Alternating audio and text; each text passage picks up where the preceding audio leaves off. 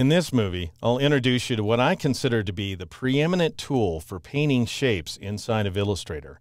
It does have an unfortunate name, however. It's this guy right there. It's called the Blob Brush tool, which implies that all it does is paint blobs, and that's not true. It doesn't do anything of the kind. What it does is it paints closed shape outlines, and it does a great job of smoothing out your paint strokes as well. And it is the tool we'll be using in order to create this fairly sophisticated design. Let me show you how it works. I've got this new document here. It's just 8.5 inches wide by 6 inches tall. And what I'd like you to do, if you're trying this tool out along with me, I'd like you to go down to the Blob Brush tool icon and double click on it in order to bring up this massive dialog box of options, most of which you don't need to worry about. What I'd like you to do, though, is turn on the Keep Selected checkbox. And that way, each path outline will remain selected after you get done painting it, and you'll have a better sense for what's going on. Go ahead and click OK, and then I'm just going to draw kind of this big sort of circular path. Now, I'm drawing with a mouse. I'm not using a drawing tablet or anything like that, so my results are not all that smooth. But notice, as soon as I release, Illustrator does two things. First of all, it smooths out my paint stroke, which is great. And then secondly, it goes ahead and creates a closed path outline.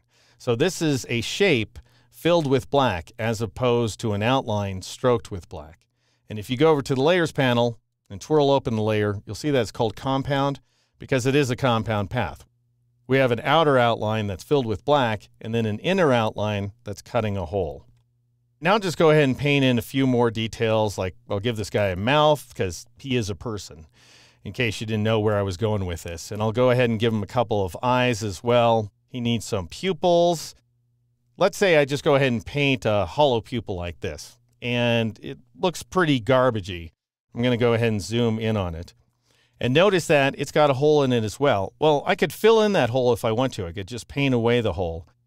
What was formerly a compound path changes to just path here inside the Layers panel because it no longer has a hole inside of it. And then I could try to even out the edges a little bit if I wanted to. And I'll go ahead and paint in another pupil as well over here on the right-hand side. Maybe paint a nose as well. And notice as soon as I paint this nose next to his eye, the two path outlines join together into a single outline. And that's the way the tool is designed to work. As long as you're painting with a consistent color, in my case black, Illustrator's going to go ahead and join all those paths together. If you don't want them to join together, one option is to change your fill color. Just to make sure I'm not affecting the selected path, I'll press Control-Shift-A or Command-Shift-A on the Mac to deselect it. And then I'll go up here to the Control panel and click on that first swatch, and I'll switch to this sort of light beige color. Then I could go ahead and paint in his flesh, let's say. But I'd like to get a little more work done more quickly than having to scrub around in here like this. So I want to increase the size of my brush, and I can do that on the fly using the square bracket keys. And these are the keys that are to the right of the P as in Paul key on an American keyboard. So if you press the right bracket key, you'll increase the size of the brush, and I'm pressing the key many times here. If you press the left bracket key, you'll decrease the size of the brush. If you really want to go nuts, then you can press and hold the right bracket key, and it'll grow continuously. If you want to reduce the size of the brush continuously, then you press and hold the left bracket key. And so that looks pretty good. I'll just go ahead and paint around inside the guy's flesh, and you can see that the beige paths are now joining together, but we're not joining to the black paths at all. And you may be a little disturbed by what I'm doing here because I'm painting these flesh tones over the guy's eyes and head and all these other outlines, but then we can put them behind in just a moment. But for the present, I just want to make sure that I'm painting things in relatively well. We can always go back and change these things later on down the line. All right, once I get his flesh painted in just beautifully, as you can see here, I can right-click inside the flesh, choose Arrange, and then choose Send to Back, and it goes to the back of the stack. And I'm going to press the V key to switch back to my black arrow tool, and then click on an empty portion of the document to deselect that path outline. Now, I want to stress, even though you may not like what I've come up with so far, every single one of these items is an independent path outline.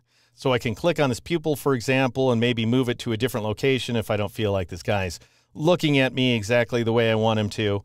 And I have complete control. I could grab this guy's head, for example, partially marquee everything, and I could go over to the scale tool, and I could drag in order to make his face bigger. I could drag inward to make his face smaller. I could come in from the side while pressing the shift key if I wanted to make his face a little skinnier, for example. So even though this is a pretty basic painting tool, it does result in vector-based path outlines that you can modify to any extent you like. Looking at this, you may say, well, Deke, you've got a few problems here. You painted the flesh outside of the face down in the lower left corner. We've got some flesh in the eyes. His eye's a little lumpy. That's where the blob brush's partner in crime comes in, and it's located directly below. That's the eraser tool, and I'll show you how that tool works in the next movie.